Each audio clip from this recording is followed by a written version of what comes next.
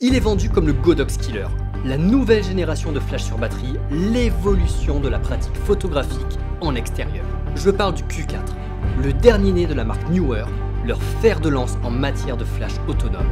Alors, est-ce que je vais jeter mes bons vieux Godox AD600 au profit de ce Q4? On va voir ça ensemble.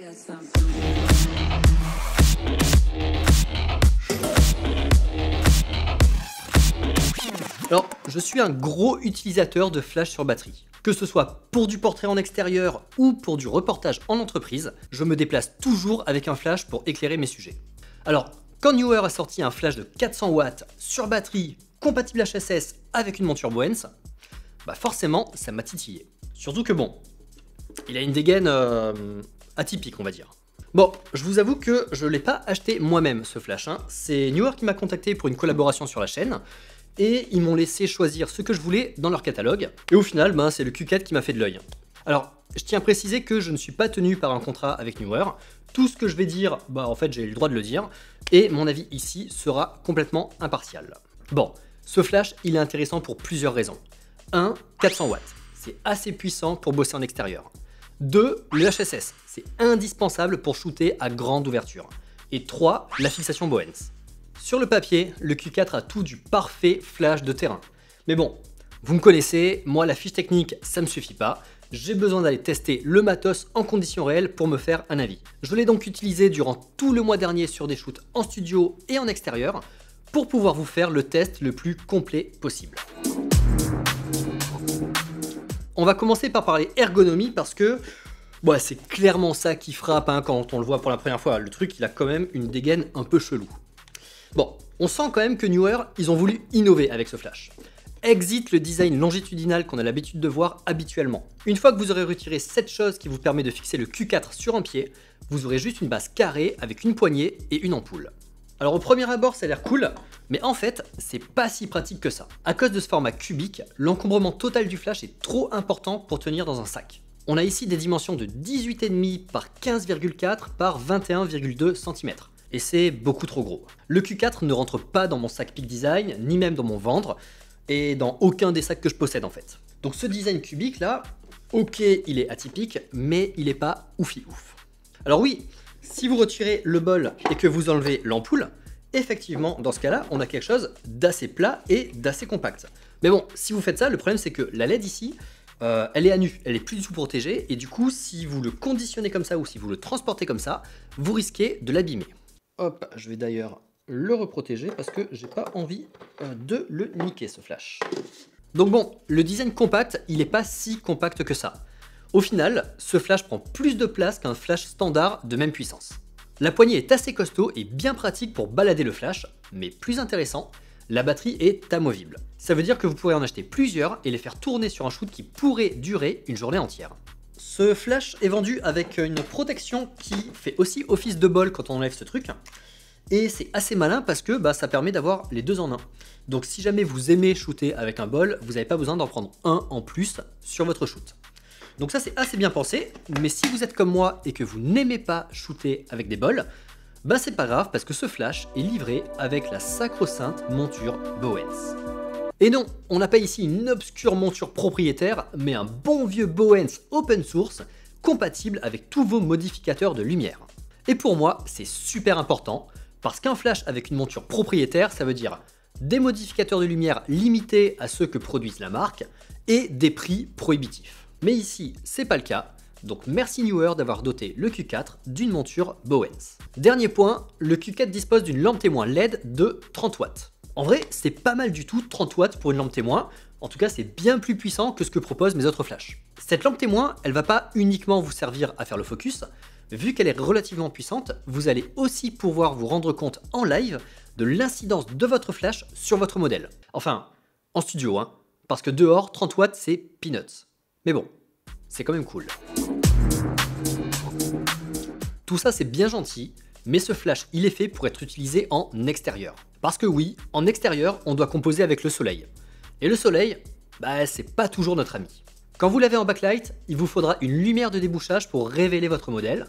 Et si le temps est nuageux et que les nuages forment un panneau diffusant de plusieurs kilomètres, c'est toujours sympa d'avoir un flash pour créer une backlight artificielle et faire ressortir votre modèle.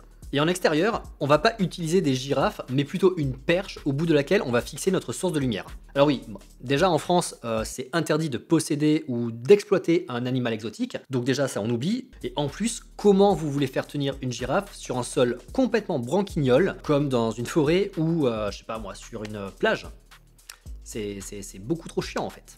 Et en plus, vous allez salir votre girafe. Vous allez mettre du sable partout, vous allez mettre de la terre partout. Elle sera sale. Et après, vous devrez la laver avec de l'eau. Mais du coup, ça va rouiller. Enfin bon, bref, vous m'avez compris, on n'utilise pas des girafes comme ça en extérieur.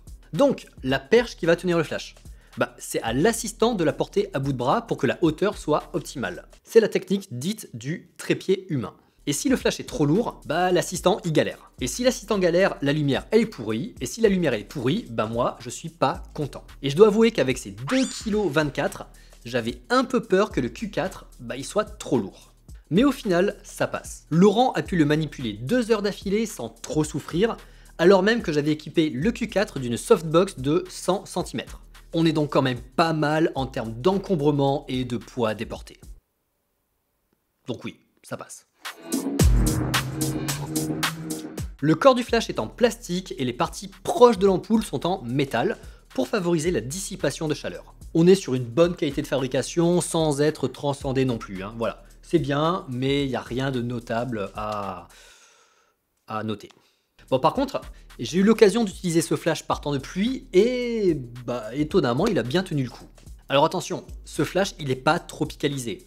S'il pleut, essayez de le protéger quand même. Hein. Sur mon shooting en forêt, il y avait de la petite pluie, des petites averses quoi, et dans ce cas-là, je le laissais tel quel, il prenait de l'eau, mais bon, ça va, il tenait le coup. Par contre, quand ça commençait à pleuvoir sévère, là quand même, je le protégeais avec un sac poubelle, parce que bon, j'avais pas non plus envie qu'il crame à la première utilisation. Donc oui, il tient le coup, mais faut pas déconner non plus, il est pas tropicalisé. Alors, le sac de transport par contre, lui, je dois avouer qu'il est un petit peu cheap. Alors, franchement, ces fermetures éclairs là, moi je pense qu'elles vont pas durer très longtemps. Et surtout, dedans, on a des espèces d'inserts en polystyrène. Ah, voilà. On a des inserts en polystyrène qui sont un peu claqués au sol. Voilà, à l'intérieur, c'est comme ça que vous conditionnez votre flash. Et en vrai, moi je pense que ça va pas durer très longtemps. Donc ce que je vais faire, c'est que je vais vite remplacer cette housse par autre chose qui tiendra un peu mieux la durée. Comme au hasard une petite pellicase. Alors le Q4 il se déclenche via un émetteur à venir fixer sur le boîtier. À ce niveau-là, rien de nouveau, ça ressemble beaucoup à ce qu'on peut trouver chez la concurrence. Cet émetteur il a clairement le même form factor que ceux de Godox, hein, à la différence près qu'il a une molette plus grosse, plus présente et surtout qui déborde sur le côté, ce qui la rend plus facile d'utilisation. Ce déclencheur va vous permettre de contrôler jusqu'à 99 flashs et j'ai pas du tout assez de doigts pour 99, c'est beaucoup trop. Donc vous allez pouvoir contrôler 99 flashs répartis dans 5 groupes différents. Là, j'ai assez de doigts. Bon alors, on est ici sur du plug and play, c'est vraiment très simple à utiliser. Tout ce que vous avez à faire, c'est prendre votre boîtier, prendre la télécommande, mettre la télécommande sur le boîtier, verrouiller le tout, allumer le boîtier, allumer la télécommande et voilà, ça marche. C'est pas plus compliqué que ça. Le flash a directement d'intégrer le récepteur, donc vous n'avez pas de récepteur à acheter. Tout ce qu'il faut acheter en fait, c'est le déclencheur.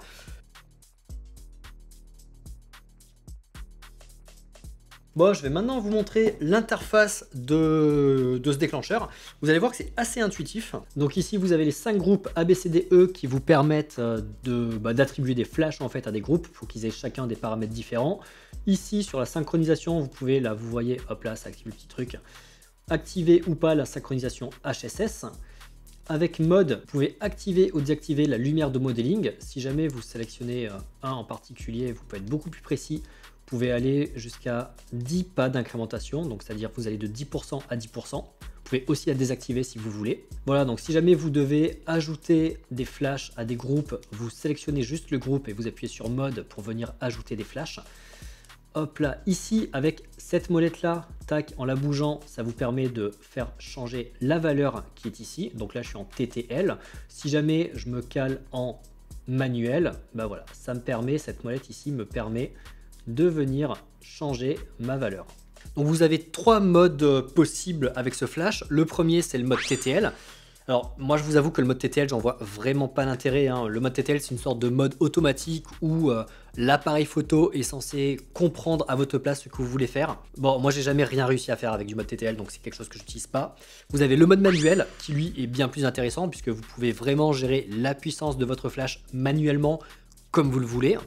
Et un troisième mode qui est le mode multi qui vous permet d'avoir une rafale de flash. Alors ça c'est très utile si vous voulez faire de la multi-exposition par exemple, ça peut être assez intéressant pour avoir des effets créatifs. Comme je vous le disais, en extérieur, vous allez avoir besoin d'une seconde source de lumière pour contrebalancer le soleil. Et le Q4 dispose de 400 watts, ce qui est largement suffisant pour des shootings en hiver ou en mi-saison, mais j'émets quand même une réserve en ce qui concerne le temps ensoleillé en été dans le sud de la France. J'ai pour habitude de shooter avec des 600 watts à pleine puissance pour contrebalancer un soleil couchant. Donc 400 watts, ça peut être un petit peu juste. Mais bon, étant donné que j'ai pas pu tester le Q4 en été mais uniquement en hiver, je suis pas sûr à 100% de ce que je vous dis. Et je compte vous faire un retour là-dessus cet été, sûrement en juillet, sur mon Instagram. D'ailleurs, instant auto-promo, si vous voulez être tenu au courant de la mise à jour de ce test cet été, je vous invite à vous abonner à mon Instagram, mais aussi pour voir pas mal de behind the scenes, des shootings ou des tournages que je peux faire. Et voilà. En ce qui concerne le studio, 400 watts c'est largement suffisant. Je me suis lancé le défi de faire un shooting avec uniquement ce flash comme source lumineuse pour voir ce qu'il avait dans le ventre. J'avais le Q4 en keylight avec une octobox de 100 pour éclairer le modèle, la modèle, c'est une fille, et un lastolight en réflecteur pour créer une backlight subtile. Parce que bon, on reste des gens sensibles et on aime bien avoir des backlights un peu subtils de temps en temps. Et ça marche très bien. Alors sur ce shoot, je suis resté à 1/16e de la puissance, donc bon, les 400 watts, ils étaient un peu overkill, ils étaient clairement largement suffisants. Détail qui peut avoir son importance, vous pouvez régler la puissance par tiers de diaph jusqu'à 1/128e ou bien laisser par dixième de diaph jusqu'à 1/256e. Tomber à 1/256e, c'est très bien et perso, ça m'est déjà arrivé 2 fois de devoir tomber aussi bas. Donc pour ça, très bon point. Aussi, pouvoir régler sa puissance par incrément de 10, c'est cool, ça nous permet de gagner quand même pas mal en précision. Seulement, si votre boîtier est réglé sur la même plage d'incrémentation. Sinon, vous allez galérer à faire vos calculs de diaph. Donc si vous avez votre boîtier qui est réglé par tiers de diaph et votre flash par dixième de diaph, ça va être un peu relou de faire matcher les deux. Parce que bon, 3 et 10 sont pas des multiples, ils matchent pas. Perso, j'aurais aimé avoir la possibilité de pouvoir aller jusqu'à 1/256e en gardant une incrémentation par tiers de diaph. C'est ce que fait la concurrence, chez Godox, on peut y arriver. Mais bon, pour moi, ça c'est un détail qui peut vite être réglé via une mise à jour firmware, donc c'est pas non plus rédhibitoire, ça m'étonnerait pas qu'on le voit arriver plus tard. On va maintenant parler autonomie de la batterie. Elle est là cette batterie. Donc le Q4 il est vendu pour 400 déclenchements à pleine puissance. Personnellement, j'ai pas encore eu l'occasion de le tester à full power, parce que bon, on est en hiver et la luminosité, c'est pas trop ça. Mais quand même, j'ai pas été déçu par son autonomie. Pour le shooting en forêt, j'ai utilisé le flash à 1/16e de sa puissance pour environ 1000 déclenchements et j'ai perdu qu'une seule barre sur 4.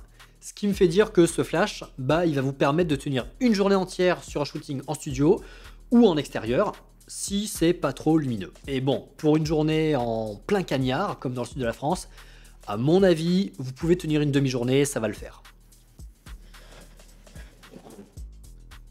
Alors, hier j'ai eu l'occasion de tester le Q4 en extérieur par temps ensoleillé et du coup j'ai pu mettre un peu plus à mal son autonomie. Le shoot a duré 3 heures environ, durant lesquelles j'ai utilisé le flash à pleine puissance ou à demi-puissance parce que le temps était quand même assez ensoleillé et que j'avais besoin de patates pour contrebalancer la lumière du soleil. Durant ces 3 heures, j'ai fait à peu près 800 déclenchements et en 800 déclenchements, j'ai utilisé la moitié de la batterie du Q4. Ce qui me fait dire que ce Q4, il a quand même une assez bonne autonomie pour pouvoir tenir une grosse demi-journée, voire même 3/4 de jour, par temps ensoleillé dans le sud de la France, en plein cagnard. De là à tenir une journée entière, j'y crois pas trop, mais en tout cas, avec une batterie, vous aurez largement de quoi faire. Par contre, cette expérience m'a aussi permis de déceler quelque chose dont il faut que je vous parle, et c'est la surchauffe. J'ai donc eu un souci pendant le shooting d'hier et c'était la surchauffe du Q4. Je shootais donc au début à demi-puissance puis à pleine puissance en extérieur alors qu'il faisait pas si chaud que ça, il faisait une petite vingtaine de degrés, hein, ce qui est tout à fait normal hein, pour un mois de mars, 20 degrés normal. Mais surtout, je ne shootais pas avec le bol de Neewer.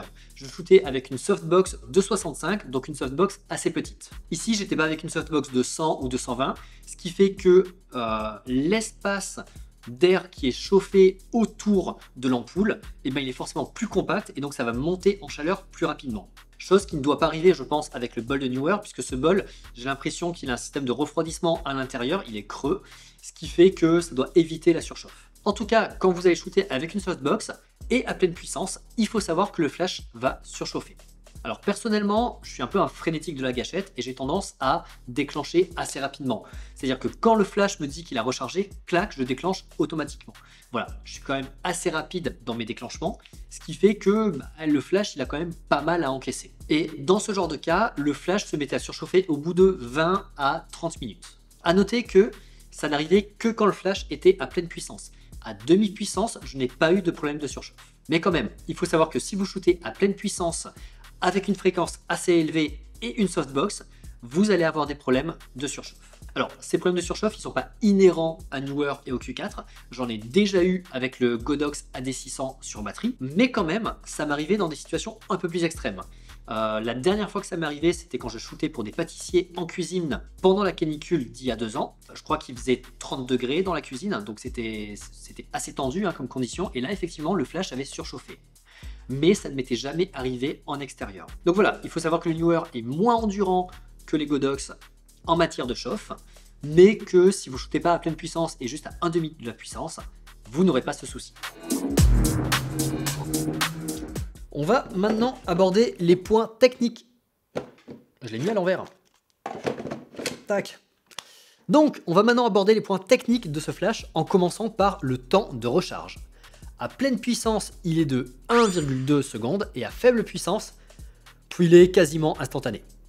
En vrai, le mieux c'est que je vous montre. Donc là, je suis à 1/256e. Bon, ça va vite. Si jamais je passe à 1/16e. Je suis désolé pour les épileptiques. Maintenant, je vais passer à 1/2 de puissance.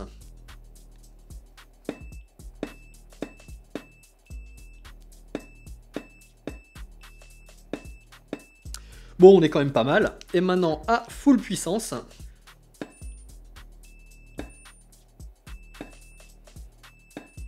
Voilà, donc on a quand même un temps de recharge qui est pas dégueu. Ça permettra d'aller assez vite.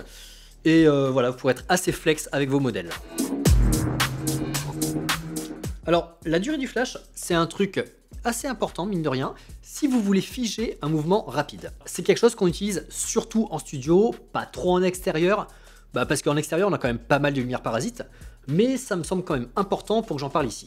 En gros, si vous n'avez pas assez de lumière pour shooter à 1/8 millième de seconde, l'autre solution consiste à venir figer le mouvement via la vitesse du flash. Si vous êtes dans le noir complet et que votre flash a une vitesse de, on va dire 1/10 millième de seconde par exemple, même si votre shutter speed est à 1/200e de seconde, l'image qui sera captée via le capteur équivaudra à une image prise à 1/10 millième de seconde. Alors c'est logique parce que quand on déclenche notre appareil photo, notre sujet est flashé à 1/10 millième de seconde, donc il apparaît comme ça, et ensuite le reste du temps c'est du noir, donc en fait le capteur ne réceptionne aucune donnée. Donc au final voilà, ce qui apparaît c'est un peu comme si c'était une image à 1/10 millième de seconde. Bon, j'espère avoir été assez clair, en vrai j'en suis pas sûr, mais si c'est pas le cas, dites-le moi en commentaire et je vous ferai une vidéo dédiée à l'utilisation des vitesses de flash en studio, notamment pour faire des photos en light painting ou même carrément en multi-exposition. En vrai ça pourrait être une vidéo assez cool à faire. Donc on a ici une vitesse de flash qui varie entre 1/209e de seconde pour une utilisation à pleine puissance et 1/10 989e de seconde pour une utilisation à 1/256. Et si jamais vous êtes en studio et que vous avez besoin de connaître votre vitesse de flash, elle est affichée ici. Il faut qu'on parle du point noir de ce flash qui est le Color Shift. Il est vendu pour avoir un delta de 400 Kelvin entre 5400 et 5800. et on va voir que, effectivement, il y a un delta. Bon, comme d'hab, vous avez les exifs ici, les exifs qui sont là, et ce que j'ai fait, c'est que je vous ai mis là, dans le nom des fichiers, 1, 2, en fait, ça correspond à la puissance. 1, 1 demi, 1 quart, 1 huitième, et ainsi de suite. De 1 à 32e, moins on sera puissant, plus on va partir vers les magentas. Donc là, c'est quand même assez flag. Et à partir de 64, là, on est clairement bleu. Voilà, donc si jamais je fais ça, là, j'ai une vraie différence. Hein. Si jamais je zoome ici sur mon petit Raptor, bon, c'est assez flag. Bon, donc un color shift, il y en a, évidemment qu'il y en a un, parce qu'on n'est pas sur un flash à 2, 3 ou 4000 balles comme du Profoto. Il est quand même assez prononcé, surtout entre 32 et 64. On va dire que de 1 à 32, ça passe, ça se corrige assez facilement. Si durant un shoot, vous devez passer de 32 à 64, bon là ça risque de poser problème. Donc il faut le savoir, essayez de faire votre shoot uniquement entre 1 et 32, ou alors uniquement entre 64 et 256, et de pas trop mixer ces deux plages de puissance. Le Q4 est vendu 5019 €, et en ce moment je crois qu'il est à 469 € parce qu'il y a une promo. À ça, il faut ajouter les 74 € pour le déclencheur. Parce que le déclencheur, il n'est pas compris dans le flash. Ce qui est normal, hein, puisque de toute façon, le déclencheur, il faut l'acheter en fonction de votre boîtier. Donc ça me semble normal. L'ampoule de rechange, elle est vendue 125 €. Et une seconde batterie vous coûtera 145 €. Le Q4 est donc moins cher que le Godox AD400 Pro qui, à mon sens, est beaucoup moins bon, notamment à cause de sa monture propriétaire. Donc à ce niveau-là, pas vraiment de débat, le Q4 il est meilleur que le Godox. Mais si vous voulez plus de puissance, il y a aussi le Godox AD600 Pro avec sa tête déportée. Alors, en version 1, hein, pas en version 2, parce que la version 2 du AD600 Pro, elle est pourrie. Restez plutôt sur la version 1. Pour le Godox à 600 watts avec la tête déportée, il faut compter 670 €. Donc à vous de voir si la différence de 150 € vaut les 200 watts en plus ou pas. En tout cas, ça me semble honnête de payer 520 balles pour le Q4. La qualité est au rendez-vous et il vaut largement ce prix. Bon, est-ce que le Q4 il vaut le coup? Qu'est-ce qu'on peut faire avec et est-ce que je vous le conseille? Premier point, c'est un très bon flash de studio. C'est pas forcément là que je l'attendais, mais j'ai beaucoup aimé l'utiliser. L'alimentation sur batterie enlève le cap secteur et ça va vous permettre de bouger rapidement votre girafe pour ajuster votre lumière. Vous pourrez passer d'une key light à droite ou à gauche assez rapidement et vous vous poserez beaucoup moins de questions quand vous aurez à bouger votre setup. Et vous vous prendrez pas les pieds dans le câble que vous avez oublié de gaffer, comme ça m'arrive tout le temps. En ce qui concerne l'extérieur, j'avais des réserves quant à son poids. Mais au final, il est parfaitement utilisable au bout d'une perche pendant plusieurs heures. Ce flash va vous permettre d'ajouter facilement et rapidement un second point d'éclairage, voire même carrément de changer totalement l'ambiance de votre photo. Sur ces exemples, la lumière est entièrement gérée par le flash. À ce moment du shoot, il pleuvait et il était impossible pour le soleil d'avoir une puissance nécessaire pour arriver à ce résultat-là. Donc dites-vous que vous avez besoin d'un flash en extérieur et que le Q4 fait l'affaire. Aussi, il ne faut pas oublier ses défauts. Ce flash est quand même pas mal encombrant et il ne rentrera pas dans votre sac à dos. Mais ce souci peut être rapidement corrigé si Neewer sort un petit accessoire tout con. En fait, ça serait vraiment cool. Neewer, si vous regardez cette vidéo, et je sais que vous allez regarder cette vidéo parce que vous la sponsorisez. Donc Neewer, sortez-nous un accessoire, juste un petit cache, clac, ici pour venir protéger la LED. Et un autre petit cache ici, là, pour venir aussi rentrer l'ampoule à l'intérieur. Franchement, vous sortez ça, et ce flash, il devient vraiment trop cool à trimballer, et surtout, vous corrigez un gros défaut. Voilà, donc Neewer, si vous regardez cette vidéo, sortez ce petit accessoire. Je suis sûr que c'est un truc qui peut coûter 20 balles ou 30 balles. En vrai, moi, 30 balles, je les mets dedans, il n'y a pas de souci. Ça me permettra de rendre ce flash encore plus pratique. On n'oublie pas aussi le color shift qui est assez prononcé, mais bon, on est ici sur un flash à 500 balles, pas 2000.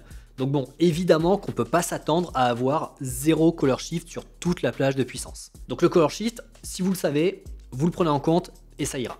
De manière générale, je dois avouer que Neewer m'a quand même pas mal surpris avec ce flash. Pour moi, Neewer c'était une marque assez bas de gamme qui vendait des refrappes en marque blanche de kits d'éclairage à 50 balles. Pour ceux qui ont commencé la photo il y a 10 ans, vous voyez très bien ce que je veux dire. Newer, c'était l'outsider pas cher, c'était un petit peu... voilà, c'était le bon plan quoi. Mais maintenant, avec l'avènement d'AliExpress et de la concurrence chinoise en direct, ben j'ai l'impression que Newer fait des efforts pour monter en gamme et surtout pour créer leurs propres produits avec une vraie R&D. Et ça, c'est quelque chose que je ne peux que saluer. Et je pense que ça va faire du bien au marché d'avoir une nouvelle marque comme ça. Du coup, si vous voulez acheter le Q4, bah franchement allez-y, hein, moi j'y vois pas de contre-indication. Et si en plus vous pouviez le faire via le lien sponsorisé qui est disponible en description, c'est encore mieux. Ça me permet de gratter un petit peu de moula que je dépenserai dans encore plus de matos que je viendrai tester sur cette chaîne. Et ça lancera un cycle de boucles sans fin d'achat, de tests, d'achat, de tests, d'achat, de tests. Et je vais encore moins dormir.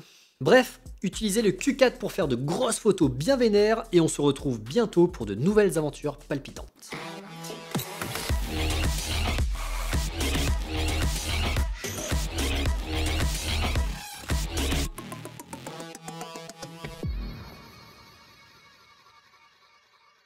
Genre le mec il va acheter une Pedicase 300 balles pour ranger un flash de 400 balles.